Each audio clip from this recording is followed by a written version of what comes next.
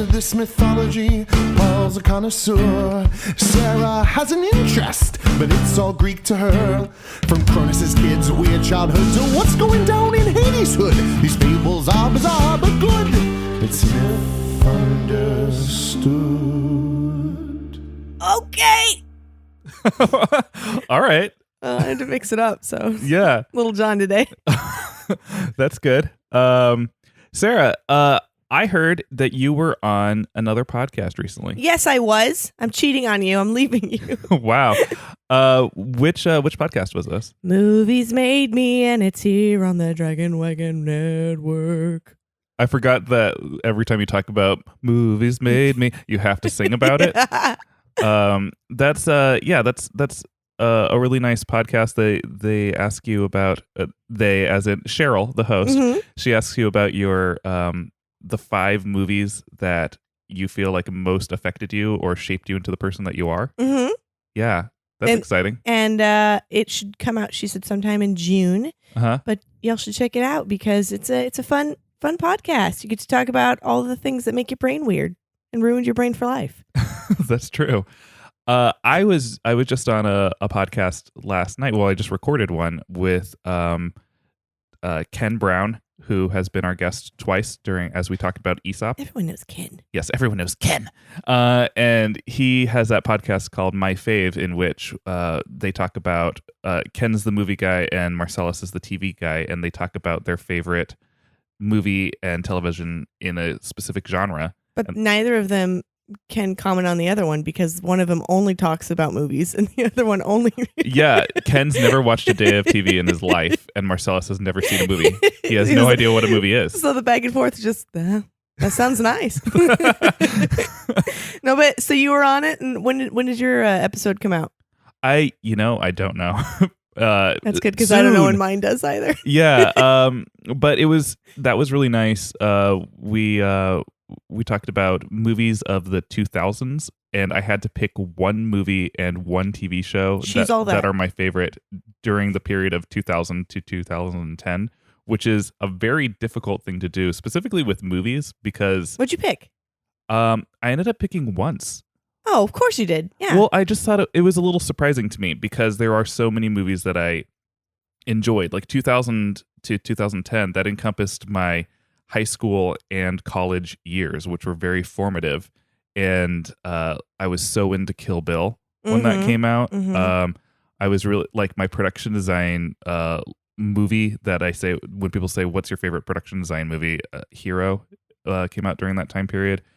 And just, so many quality things. And I was also like, does he mean like movies that encompass the spirit of the 2000s? Because like Mean Girls came out during that period. And Mean Girls, I think, was a very like iconic film of that time period. But yeah, it's good you didn't overthink it or anything. No.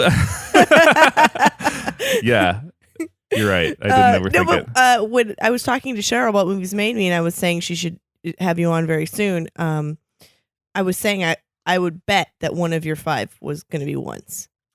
And I wasn't sure if it was until I just had this My Fave episode, and it really was.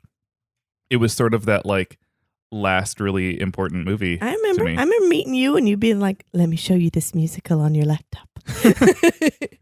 And you didn't know how it got on your laptop, but it was. I was like, Well, we're gonna talk about someone that we have neglected along this journey.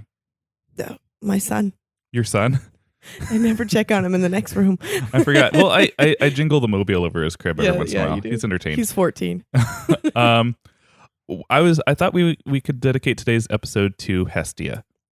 Oh yeah, let's fire it up, baby. Yeah. Oh, well, you remember something about her with Fire It Up.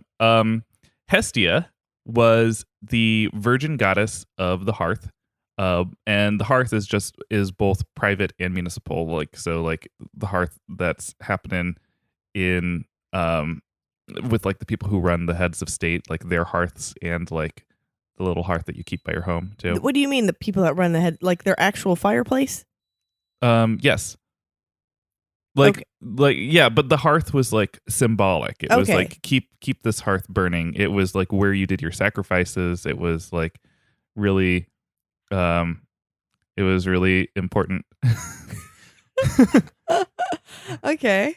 As the goddess of the family hearth, she presided over the cooking of bread and the preparation of the family meal.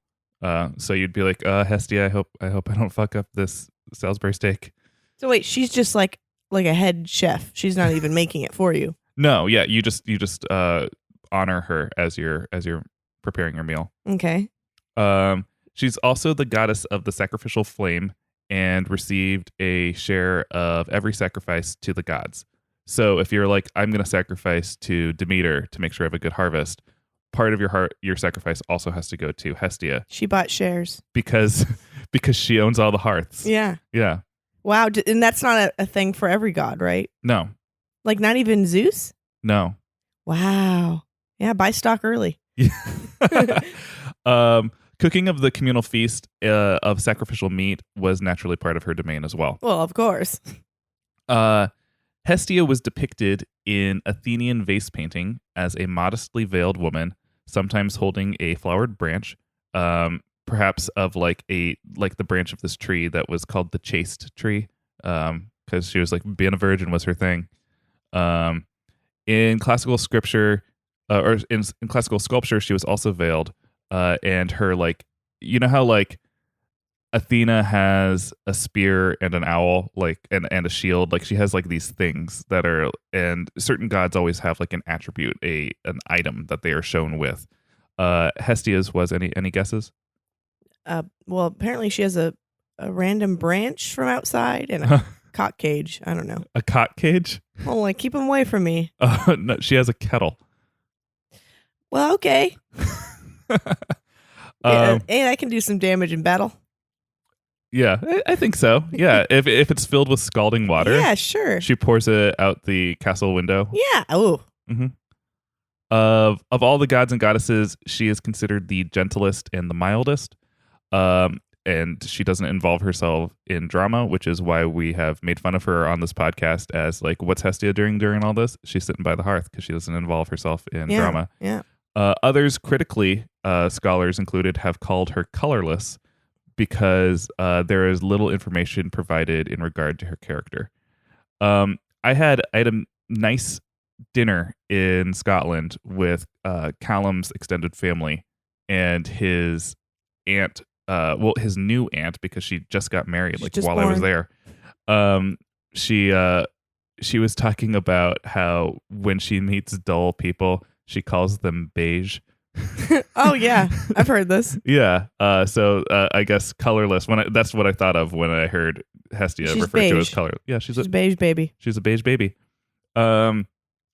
Interesting fact about Hestia. Please. She was the firstborn child of Cronus, Andrea, who was swallowed by her father at birth. Well, there you go. Firstborns. They're not trying to get all the attention. Later, when Zeus forced the old Titan to disgorge Hestia and her siblings, as she was the first to be swallowed, she was the last to be disgorged. Oh, so she's really the baby of the family. So it's a funny thing. She's known as both the eldest and the youngest of the six. And this is a new word, but of course this is what they're called, the six Cronides, because they love having names for them, like not just the six original Olympian gods, the six Cronides. Cronides. So you might be wondering, Sarah, how did Hestia become a virgin goddess? Well, I feel like I understand the science of it. She said no. She said no. Mm-hmm.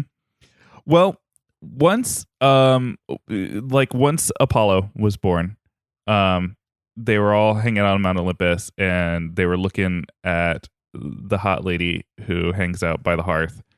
You know, she's modestly dressed, but you can still tell, like, hey, there's a shapely goddess. I always feel like I look best in a turtleneck. I've always said you do. Yeah. Especially when like you pull the turtleneck up and it covers half your face. Yep. Yeah. That's when I'm most beautiful. Yeah, that's you had that Alexander McQueen one, right? With like the lips that was recalled for being racist. Oh God, no. Tell everyone I did not have that. Why? What's wrong with you? once Apollo was born, Apollo and Poseidon both came lurking around. They were both really interested in making Hestia their wife. So Hestia was thinking about and that. She's their aunt.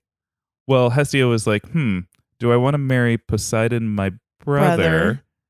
I'm looking at Zeus and Hera. That looks like that works out really well. Mm-hmm. Or do I want to marry my psychopath nephew, Apollo? Not to mention that as she's considering these things, Apollo and Poseidon began wooing her.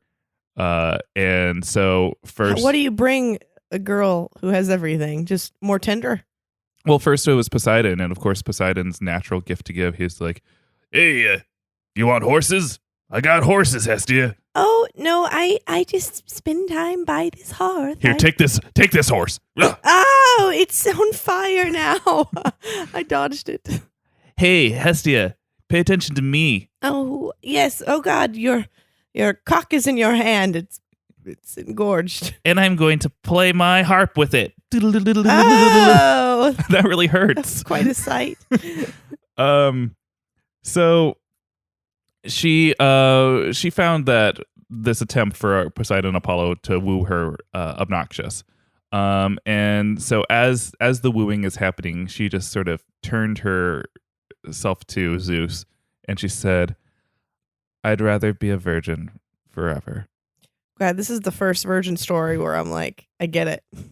And Zeus understood her actions. And he's like, I've met these guys.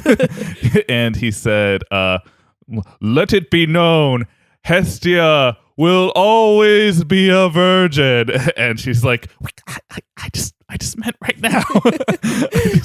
I just meant until I find someone decent. Yeah. Okay, well, here I go. Back to the hearth. Zeus was also very grateful for this because he knew it would keep the peace on Mount Olympus because she was well sought after. And as the gods grew and grew, he was like, these boys are going to be boys and they're going to continue to woo her and it's just going to cause chaos. But if they know she's off the table, then that will make Olympus a more peaceful place. So that's when he said to her, henceforth, anytime someone wants to sacrifice to one of the gods, you always get a piece of it. So you good little virgin. You good little virgin. Here you go. Tap, tap. It must just be a proximity thing because she's always sitting around the hearth, Mm-hmm. Like she sees the sacrifices come in. She's like the mail lady. No, I was saying that everyone wants to fuck her. Oh, she's super beige, but she's there, She's always... It's like the last one when the bar lights come up. Mm-hmm. Well, she's probably also very warm from sitting near the hearth, so like her clothes are like sort of clinging to her in a sexy calendar photo shoot way. I haven't seen the calendar photo shoot where the woman is dressed in a lot of clothes. I'm thinking about you've probably seen this before. Guys and girls take this photo where they're like rising up out of the ocean and like their clothes are like clinging to their bodies and you can like see through their clothes. Rising up out of the ocean. Yeah. I mean, I've seen it in a bikini. I gotta look up these fully clothed ones. Just imagine they're in the bikini, but then they're wearing like a white t-shirt too. And okay. Sure. Yeah. Yeah. Shishi. Shishi. Did you just say yes in Chinese? Mm-hmm. Good. All right. So, Hestia had no problem keeping her promise to stay a virgin, except for one time. Oh, one time. And this involves the god Priapus, who I cannot believe we haven't talked about before. Who the fuck is Priapus? Oh my gosh, you're gonna love him. Stupid name. You're gonna love him.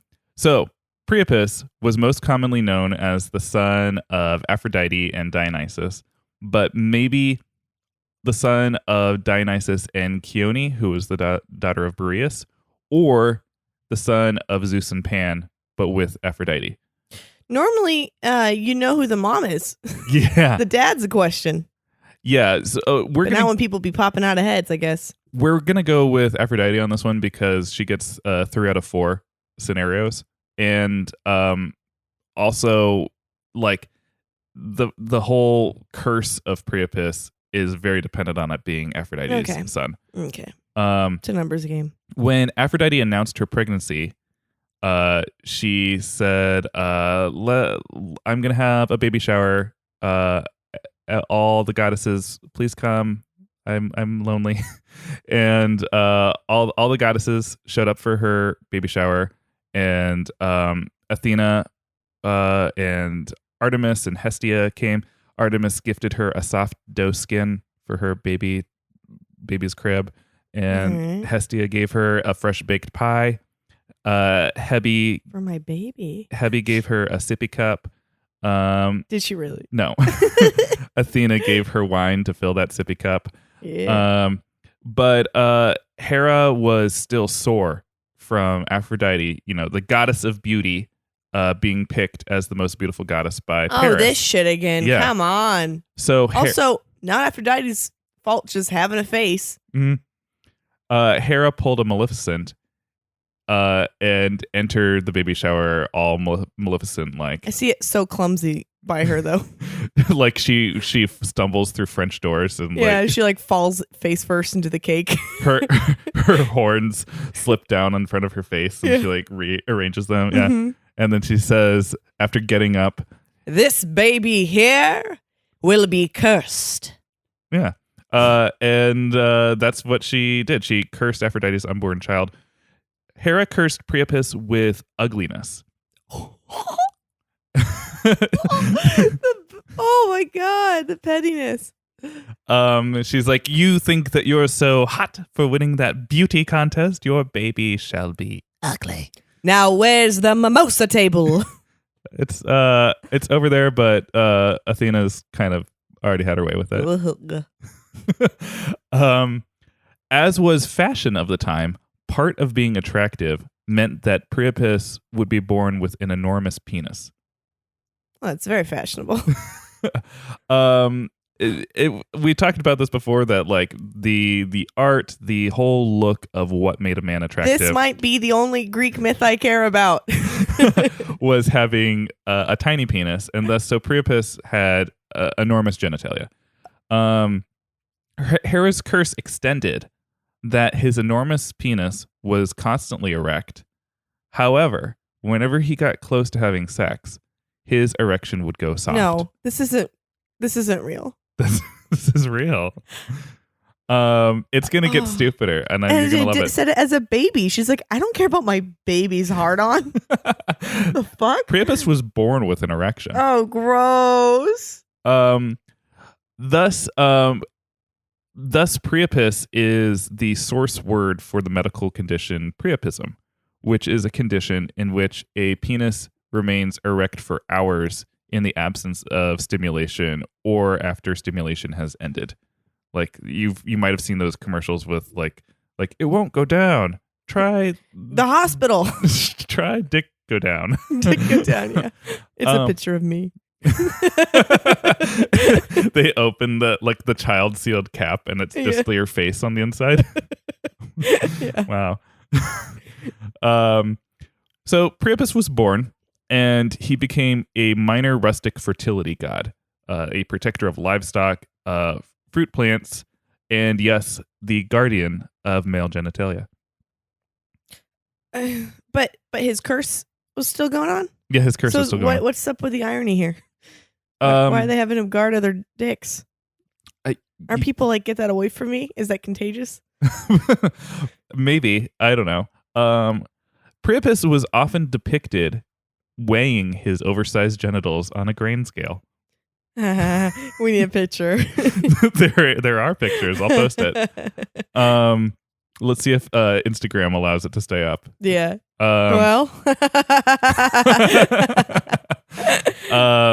The Athenians often conflated Priapus with Hermes, because as he was a minor rustic fertility god, like the Athenians were mostly interested in worshiping Athena. So like when people out-of-towners came in, like off the turnip truck, literally, and said like, but worshiping Priapus, like they're just like, who dat?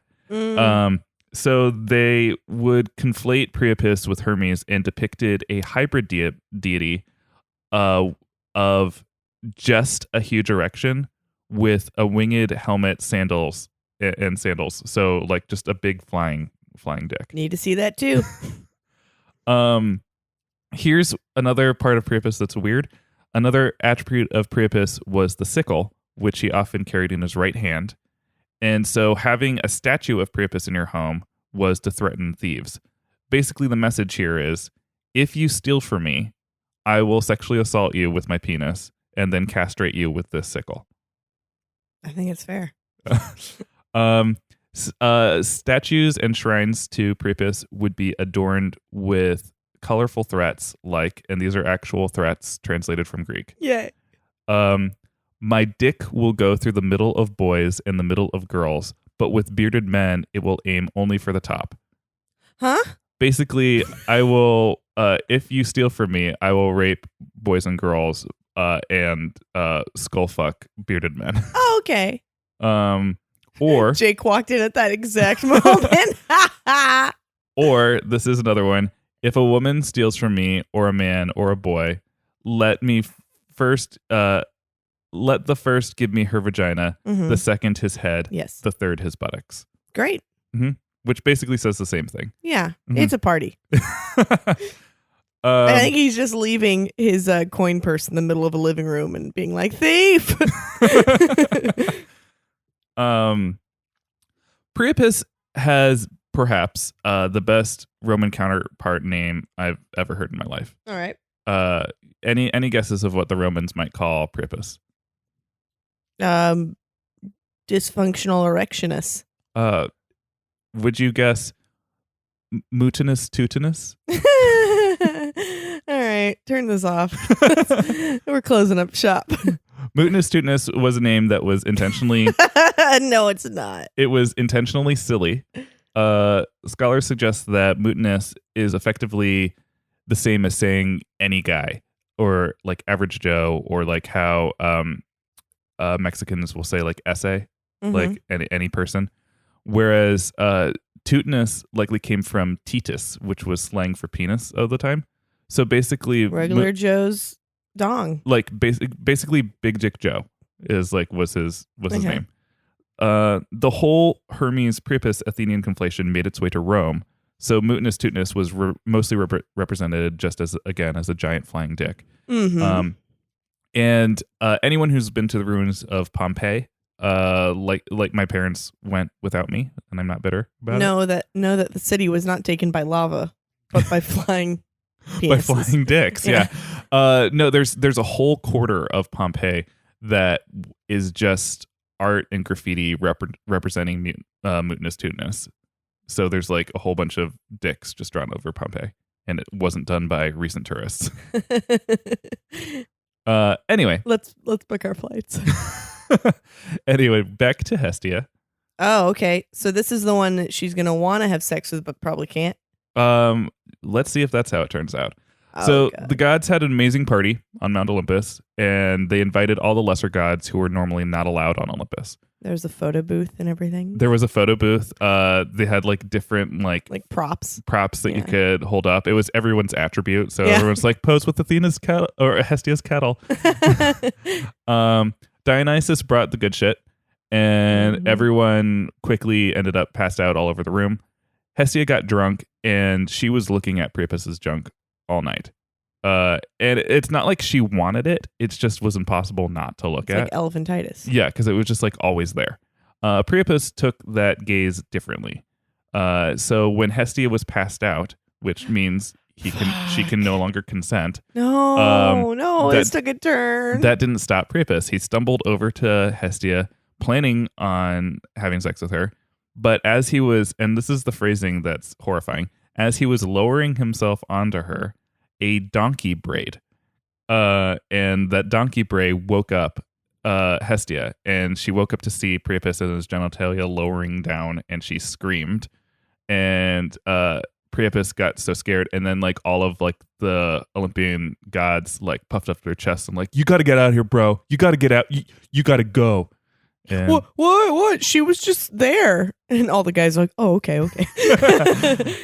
So Priapus got scared and skittered away, and Hestia's virginity was retained. Well, they probably the only bullet any female Olympian has ever dodged. Thank you for the donkey. Yeah, and so for the rest of Priapus's life, he disliked donkeys. Well, I think we are blaming the wrong creature here. Yeah. Right? So part of the reason that I took so long to devote an episode to Hestia is because she's the worstia. She, because we hadn't yet reached Rome yet, and her importance, just like Ares did as Mars, her importance skyrocketed as her Roman equivalent Vesta. This is possibly because her symbol as pure, virginal, devoted to home life and religion made her the best candidate to control women through shame. Oh, yeah. We are familiar with this. Vesta was rarely depicted in her human form and was often represented by fire of the temple in her temple in the Roman Forum. Entry to her temple was permitted only by her priestesses, who were known as the Vestal Virgins. If you knew the password, it changed. It's always on Twitter.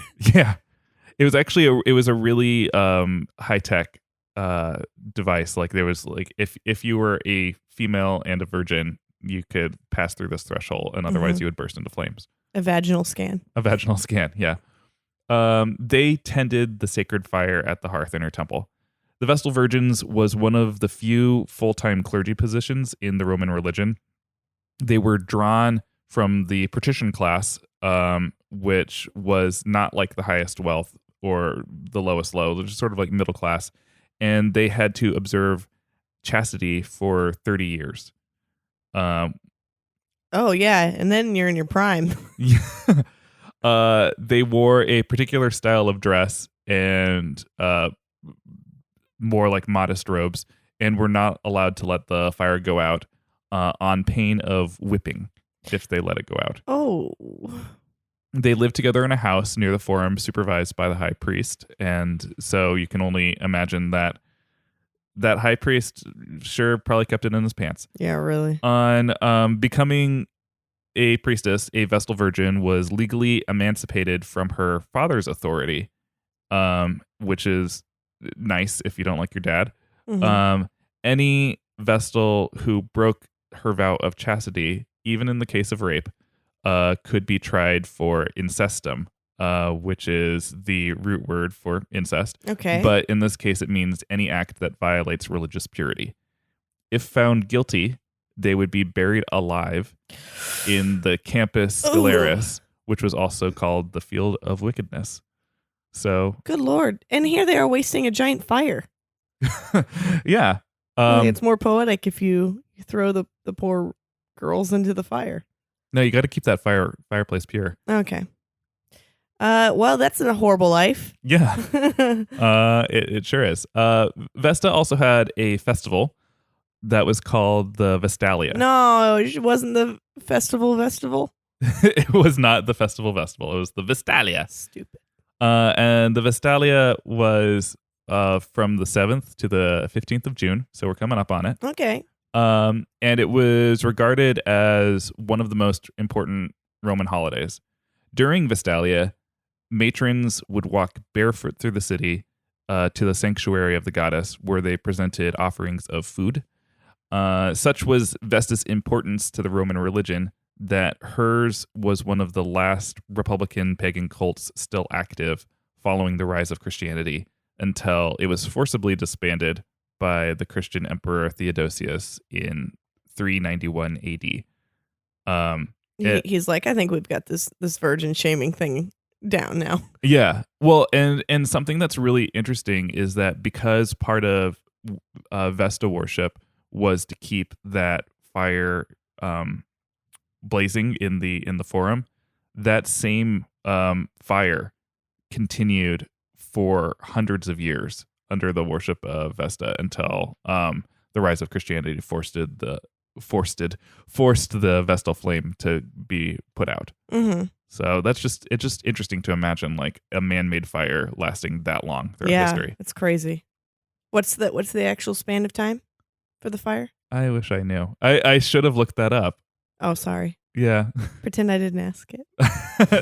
That's okay. If I'm sure that rough stat exists online, but considering that people were worshiping Vesta from around 600 BC to AD 391. That's almost a 1,000-year-old fire. Yeah. Wow.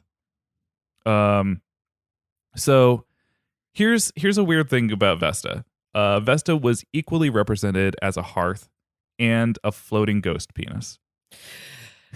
Oh, yes. Okay, how does that represent female virginity? Or that it's like this looming terrorist that's always coming for you unless you're on guard. It might be that. I'm going to tell you 2 stories about this phantom phallus, and you will have nightmares. I was going to say you'll draw your own conclusion, but likely while you're having nightmares. So the biographer and essayist Plutarch, in his work The Life of Romulus, told a variation of Romulus and Remus's birth that involved Vesta, and it had that floating dick in it. In this version, while Tarchetius was king of Alba Longa, a phantom phallus appeared hovering above his hearth. The king saw this and was like, "Who goes there?" "It is I, the phantom phallus." Woo! Oh, I don't like the way your lips are moving. Gross. So the king then visited an oracle of Tethys in Etruska, and that oracle said, "Clearly you know what must happen. Obviously, I don't." You must have one of your virgins have intercourse with this phallus." Why? "Because it's there. It's a ghost dick. It came out of Vesta's hearth." I was asking you how to get rid of it. "No, that's how. Put it in my wife. All right." Your wife's a virgin? You have daughters." Well.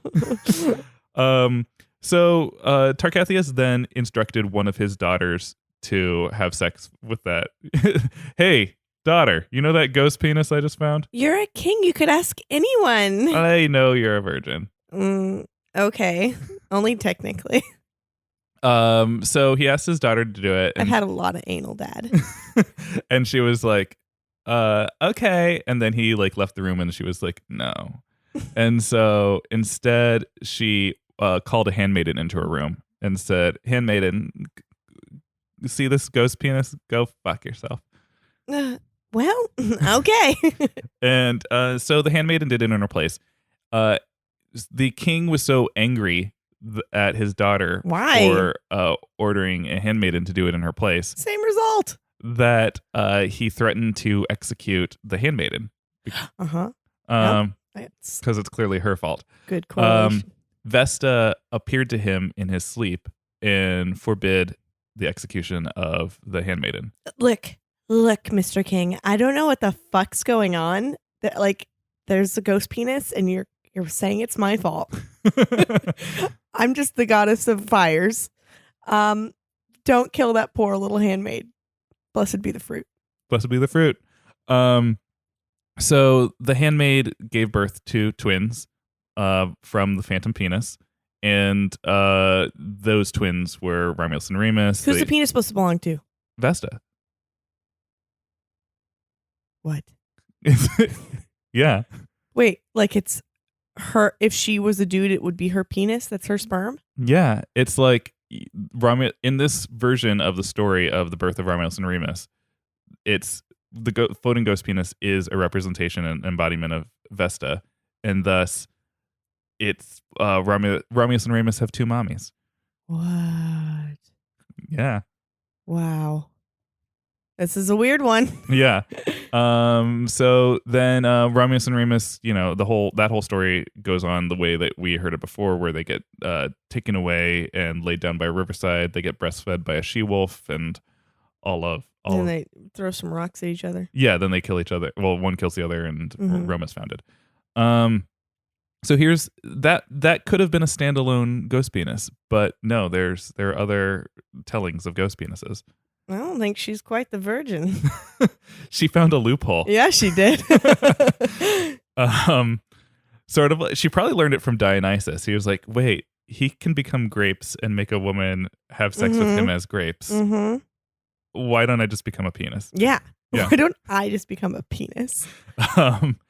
The ancient Greek historian Dionysius recounts a local story regarding the birth of King Servius Tullius, who reigned from 575 to 535 BC. Good reign. In it, he in the palace of Numa, a phallus rose from the hearth of Vesta, just as it had in the previous story. And the first person to see this occur was roasting marshmallows. Yes. It was the handmaiden Acresia, and she was in the middle of roasting marshmallows, and all of a sudden just like a dick came rising up out of the hearth. And she was terrified and immediately ran away, but after her marshmallows were golden brown on all sides and enjoyed those. But then she was terrified, and she ran away and informed the king and queen. King Tarquinius, upon hearing this, was astonished, but his advisor Tanaquil, which sounds like something you would take for a cold, his knowledge of divination was well known, and he said that this is a blessing, that a birth by the hearth's phallus and a mortal woman would produce a superior offspring. And with that, Hestia was like, yeah, it will. So the king said, well, someone's got to have sex with it, and like looked around the room and was like, girl who has marshmallow around her lips. Oh, you want me to go find you someone from in town? No. You saw the dick first, so that's the way it works. Oh. So, during which, when she returned to have sex with the penis, either it was Hestia as a floating penis, or it was still Hestia as a floating penis, but she it was just like, it was more like acting as a beacon, which summoned Vulcan, who Vulcan is the Roman version of Hephaestus. He's the ugly one. Yeah. So basically either Hestia or Vulcan, or rather, instead of either Vesta or Vulcan, had sex with Acresia, and after which she conceived and delivered Tullius. The story of his birth could be based off of his name as Servius, which euphemistically means the son of a servant, because his mother was a handmaiden. Clever. Yeah.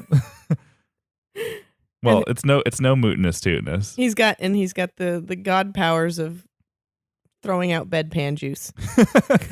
Bedpan juice? not liquid. All right.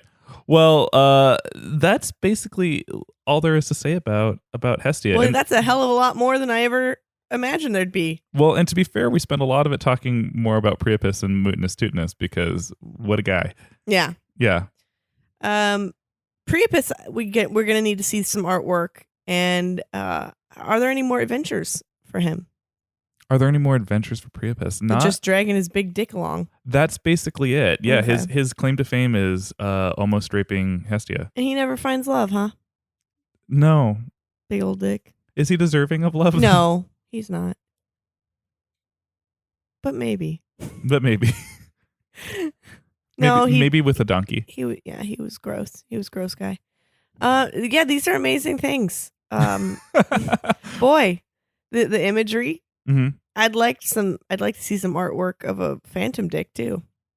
Yeah. Mm-hmm. Is this a request from our MythFit listeners for someone to draw us a phantom dick? Yes, it is. Okay. Yes, it is. And I will pay you nothing dollars. Okay. Well, that was amazing, Paul. Thank you. Thank you for ruining the rest of my day. Great. With these haunting images. Mm-hmm. But hey, now I will talk less shit about Hestia. Because of her. Oh, well, you did like her story of how she decided to be a virgin. Yeah. Just like I'll opt out. Yeah. If these are the choices, I'll opt out. Yeah. Yeah. Now, are there Hebe stories where she's not such a No. Not really. No, I mean, that's the thing is we've had some listeners say like, hey, Hebe is the goddess of youth. And like, I struggle to find much information on Hebe, or sometimes there are things that are attributed to her, but she's like, she's one of many. She's one of many choices in like, this is who the story is about, and usually not the most authentic choice.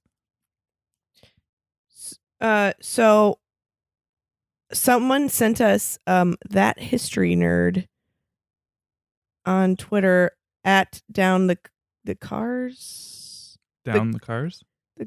At down the car stare said at Myth Understood, in relation to Hera bathing in a sacred spring to restore her virginity, Zeus apparently threw himself off of cliffs to cure himself of love for Hera. Oh, I never heard that. That's yeah, great. and then he sent us a little like text on it, and it said, "Do you want me to read it to you?" Yeah, read it to me. Okay, so Aphrodite was looking for her lover Adonis, who was killed by a boar, and found his body in the temple of Apollo on Cyprus. The grieving goddess told Apollo about her love for the dead youth. Apollo took her to a cliff on Leucas and said that if she wanted to overcome her grief, she had to throw herself from the cliff. Aphrodite followed his advice. That's some psychopathic advice. I know. Kill yourself. Just fucking jump off the cliff and just shut up about it. Aphrodite followed his advice and was healed of love. The astonished goddess asked Apollo how it could happen, and he explained that, being a seer, he knew that every time Zeus falls in love with Hera, he comes to this place and is cured. Oh. I enjoyed that. That's a really great story. Yeah. So she's constantly becoming a virgin to catch his attention again, and he's like flinging himself off a cliff so he can rid himself of feels. I hope as different animals every time too. Yeah, and then when he flies off as a bird, he's like, "Why isn't it working?" He just soars Yeah. down on the wings of love. Mm-hmm. So thank you, Twitters. Thank you very much for these informations. Well, excellent, excellent Vestia. That's what I wrote in my notes. Vestia. I just womboed their names. Hey everyone! Have you ever been in a bad situation and you thought, wow, I wish someone warned me about this bad situation? Well, my name's Earl, and I sell donkeys. I sell donkeys that warn of when something terrible is going to happen. Ah! Help! I've fallen and cell phones aren't invented yet. Hee-haw! It's too bad that donkey was a little bit late. It didn't catch her before she fell.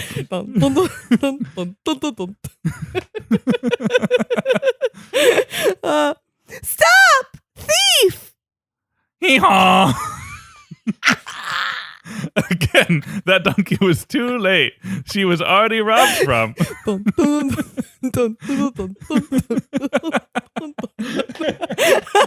Those are some priceless examples. Can you do your hee-haw again? Hee-haw!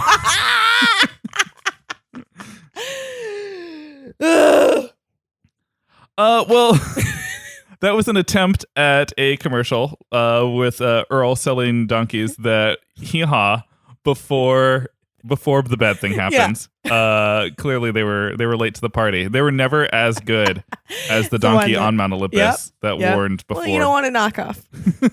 That's true. Always buy brand. Yeah, you always want Dionysus's donkeys that hee-haw on the dime. Well, that was fun. Thanks for listening to another episode of Myth Understood. If you are enjoying this podcast and you're thinking of starting to listen to other podcasts, we have a whole bunch of other podcasts on the Dragon Wagon Radio. There's so many and they're so good. On the Dragon Wagon Radio Network. This includes Movies Made Me that Sarah will be a guest on in the future. This also includes Dungeons and Dragon Wagon, which Sarah has been on and I Dungeon Master for. And I want to reiterate, if you're like, well, D&D is not really my thing. The thing that's really nice about D&D is, or Dungeons and Dragon Wagon. Dungeons and Dragons. Wagons. Dungeons and Dragon Wagon is that it's very good for anyone who's never played D&D before, as it is role play heavy. It is sort of like listening to a radio play in the way that it's edited. And our producer and host of that show, Jake Lloyd, is very good at doing that. Yeah. Feel free to follow us individually on social media. I am at the Paul Bianchi on Instagram. And I am at the Sarah Oliver on Instagram and Twitter. And Myth Understood itself, you can find at _Myth Understood on social media as well. And visit our shop. We recently have a new shirt that I think we mentioned last episode, but it's worth mentioning again. It is the Forms of Zeus shirt that is drawn by the very talented Alessa Kay. All the way a Zeus make you pregnant. All the Zeus that was Zeus, all the Zeus that you can Zeus. Yep. Please rate and review us on Apple Podcasts. It helps people find us. Yeah, because people get lost in a sea of podcasts out there. It's true. We are, of course, part of the Dragon Wagon Radio Network. So follow at It's Dragon Wagon on Twitter and Instagram, and be sure to show your support at dragonwagonradio.com/support to help growing, budding, wonderful, independent podcast networks live and thrive. Oh, I love you, little babies. Bye. Sarah, you might not be aware of this, but Jake Lloyd has joined us on a podcast or two. Is there a reason she wouldn't be aware? I am on a lot of drugs. That's fair. So Jake Lloyd is here to tell us about his podcast, Elaborate, which both of us have been guests upon. This is true. You were both guests on Elaborate. It's a fantastic little conversational talk show in which I sit down with my friends like the two of you and some people who aren't my friends, some people who are a bit estranged, and I dive into their lives, find out what makes them tick, and I just sort of find out why. It's not therapy, but it's not therapy. Where can I find this delightful little dive into Jake Lloyd's mind? You can find it on iTunes, Stitcher, wherever podcasts are found, or elaboratepod.com. Well, I will find it there. Perfect.